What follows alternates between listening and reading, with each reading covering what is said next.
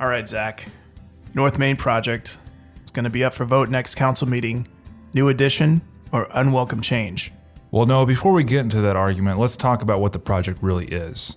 So this is overall a $16.75 million project to revitalize North Main Street. I thought it was around $13 million. Yeah, it's $13.5 million for the construction, which would basically add a segregated bike path from Franklin Street to Maryland Street on North Main Street, improve the streetscape, get some new shrubbery, some new sidewalks, stuff like that. But this extra $3.25 million relates to burying electrical wires into the street and also adding new lighting. So Vectron won't take care of that portion. Right. This for them. This is a public project for them, as it was explained to me by City Councilwoman Anna Hargis. But I guess the meat and potatoes of it all is that bike path. It will connect. As we know, North Main Street goes straight to Garvin Park, so this bike path will go to Garvin Park and connect with the Greenway, which connects all throughout Pigeon Creek and other points. It's a popular walking bike path. So that's the main portion of the project, is adding this new bike path. Okay, and we've been reporting on this for a while. So again, I'll ask you, new addition or unwelcome change? Well, I think we've heard arguments from both sides. Like you said, it's been going on for a while, like 2 years basically. And we've heard complaints from business owners that this project will negatively impact their businesses because it takes off their on-street parking to add that bike path on the east side of North Main Street. To offset that, the city says they have bought lots to create more parking, which they said will add more parking than ever was on North Main Street, but it'll take away that convenience factor for people.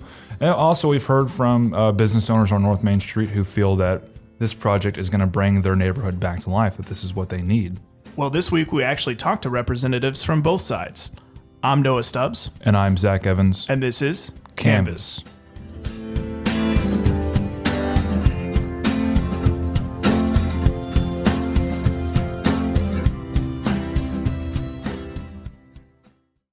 Well, we're sitting here at the Hart Foundation at 320 Main Street, North Main Street that is, and we're here to talk with owner John Jenkins about the North Main Street Complete Street Project. How you doing, John? I'm doing just fine this morning. Appreciate you for having us in here today.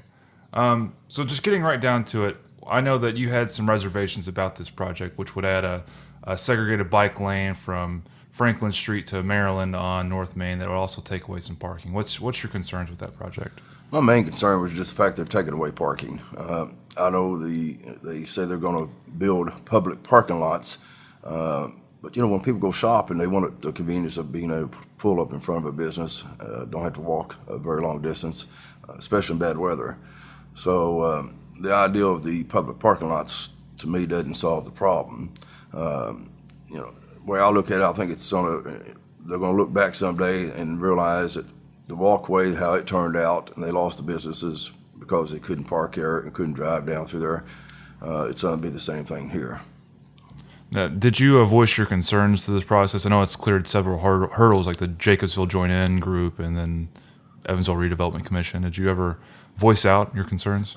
Several times at several of the public meetings. I was not opposed to the bike path, so to speak. Like I was saying earlier, I don't think anybody's opposed to renovating the street and the sidewalks, putting in new lighting and upgrading it. Everybody wants that. I think my biggest concern is that they're going to designate the bike path, and it's not going to be wide enough for a snowplow to get in to clean off. Street sweepers can't get in there. They're going to plant trees, which right now, the other day I counted 38 empty tree wells on Main Street. That's been empty for years. They don't maintain the trees now. And then in the fall, if they've got the trees planted in the street in front of businesses, who's going to clean up the leaves? And if you have to park across the street and then you got to walk through this green space that may have snow and ice on it, and then you got the 8-foot bike path, who's going to be maintaining it? So I think on paper it might sound good or look good, but I think in reality it's not going to be a good thing for North Main Street. The closest public parking lot they're adding would be up just a few blocks, or is it one block up? north from you? Last I heard, they're supposed to be putting one in at the old Integra Bank building on North Main Street, which would be good for some businesses. But there's a beauty shop across the street from me that's in the middle of the block. And on Saturday mornings, you see a lot of older ladies getting out of their cars or being taken there because they can't drive, and they've got walkers, so they can't go a block to get to the beauty shop. It's going to make a hardship on them. And if they do park across the street, then they've got to cross the green space. I think it's going to be detrimental to the businesses. And talking about your business here, you at the Hart Foundation, you seem to sell a lot of furniture. I saw sofas and things like that in your shop, and that would be difficult for somebody to carry, I assume, if they had to park down the road. Oh, it'll be very difficult. We always try to make sure they can pull up out front to the closest to the door, and then of course, we may get someone call and have a large donation and several items. We'll take a box truck out to pick it up. We like to get to the front door down low too. So if someone had to, like I said, take a hide bed and try to carry it across the street or halfway down the block to a parking lot, that or are they going to stop in the middle of the street and throw the flashes on while they load and be in a dangerous situation there? Right. Hide-a-beds are probably the heaviest piece of furniture you can carry anyway. So, so you've been in the area for 13 years, right, in North Main? I've had this location for 13 years. I was born and raised here in this neighborhood. I've been here all my life. I've been here 52 years. So, how much has it changed in your time here? As far as the neighborhood, it's gotten. I'd say it's gotten worse as far as the crime and a lot of homelessness and panhandlers and of course, I feel like a lot of the problems they've had on the south side are starting to infiltrate in this neighborhood. So they can spend as much money they want doing North Main Street. It's not going to help a half block away. At nighttime down here, it's a different world. It's totally different at nighttime. Can you describe it for us? Well, vandalism goes on a lot. We had a drive-by shooting a couple years ago behind us. Shot the house up. Numerous arrests for drugs. We've even had someone steal a coin box for our charity off our counter and run out the door with it. And you'll see when the weather's a little bit warmer, you'll see homeless people sleeping on the benches or on the corners. And I've run off several out here asking for money. People coming in the store. I've even gone across the street to Toronti's and run somebody off because they're waiting on people to get out of the car to ask for money. And so, like I said, no matter what they spend on North Main Street, if they want to improve this area, they're going to have to do a lot more than just that. Do you have any ideas what that could include? I mean, I know the Jacobsville area is more than just North Main Street, so. Well, here recently they've been building a lot more habitat houses, which is a great thing. And I don't know how that process works as far as city and habitat work together, but there's a lot of empty lots in this area. There's a lot of houses in this area that need to be torn down. I think if we get more new housing, habitat housing in particular, you're going to get a better, you're going to have better neighbors because you're going to have people who's going to take care of the house. They're going to have proud ownership and, and you got to get rid of some of the slumlords. You got some houses around here that, as long as they collect their rent, they don't care who lives there or what goes on. And that's something the city was going to have to try to work on. So with the North Main Street project coming for a vote City Council February 22nd, I know you said you've voiced your concerns in the past. Do you feel like it's even worth it to come to the City Council meeting to voice opposition, or do you think it's a done deal? Oh, I kind of feel like it was a done deal from day one.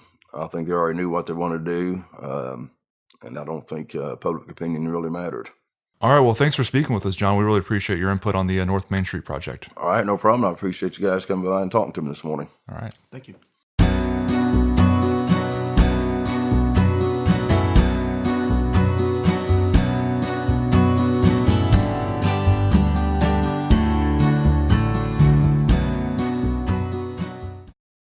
We're sitting here with Don Neidig. He owns Neidig Rental Properties. He has been in business on North Main Street for 60 years. Thanks for joining us, Don. Thank you. So let's just talk about the North Main Street project. As I understand, you have some positive feelings about this project, a $13.5 million project that would directly affect the neighborhood you've been in for 6 decades. I do. And things have really changed out there in the past, 30, 40 years, and since the 50s and 60s. Back then, every 25-foot lot had a building on it, and we didn't have much off-street parking. But now, back then, you had to park on street, which was very difficult to park with all the traffic.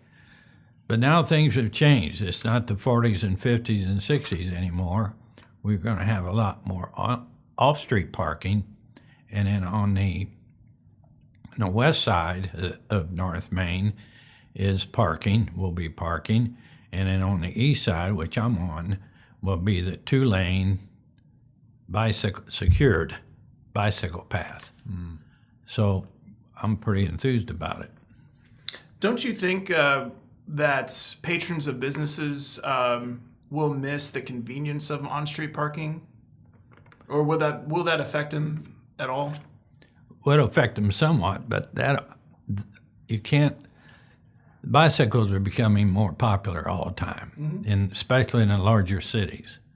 So it's not that we're not going to have on-street parking. We're still going to have some off-street parking, but at the same time, we're going to have a 2-lane bicycle path which connects to the Garvin Park Greenway, which you can, as far as access to the rest of the city on the Greenway, it'll be really, really positive. Yeah, you can access it on Fulton. You can access it. It all goes all the way downtown as well. Right, and from downtown to like Garvin Park is about 1.25 miles. Okay, so it really works out good. We get a lot of people that are jogging out to the park, and so I think it'd be an advantage.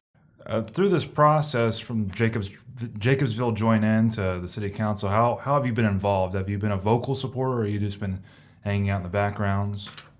Well, at my age, I've been hanging out in the background. So I watch what's going on. It's very positive, enthusiastic, and at this point, I like to mention that I like to call Jacobsville a sleeping giant, meaning you name it, we got it. From the hospital to nursing home. You can be born and raised in Jacobsville and live there and die there. We got a funeral home. We got businesses. We got strip clubs. Not really close to it. Talking about this, you've lived in Jacobsville for so long. How has it really changed over these decades? What was it like, in the 50s and 60s compared to today? Well, it's a little more busy for the simple reason that it was so closed in, and like I mentioned, every 25-foot lot, I could almost tell you from McDonald's on North Main to Garvin Park, not quite, I'd say past Maryland Street, whatever was on business-wise, every 25-foot lot. So it was a little more busy, but things have changed. It's not like that anymore. Do you think this project can maybe bring the sleeping giant back to life? I think it already has, and I think we just scratched the surface. I think it's a very positive project. What's the end game here? Whenever I think about this project, I sort of think about other areas of the town that are getting certain like branding, like Franklin Street. You go to Franklin Street because it has its own persona. You go to Haney's Corner, another area of town, because it has a certain feel to it. Is North Main, after this project is done, after it is completed, will it have its own persona? Will people want to go say, hey, let's go to North Main? Will it have its own brand? Well, as far as some restaurants on North Main and a few other businesses, they already are. But I'm glad you mentioned about Haney's Corner and West Franklin Street. because they are up and coming. They have done real well, and the downtown is only as good as the neighborhoods that surround it. And we're the missing link. I think we're the missing link. Once you get that, and with the new medical center, and I think it's a plus all the way around. Well, thanks for coming into the studio with us, Don. We appreciate it. Yeah, thank you. Thank you.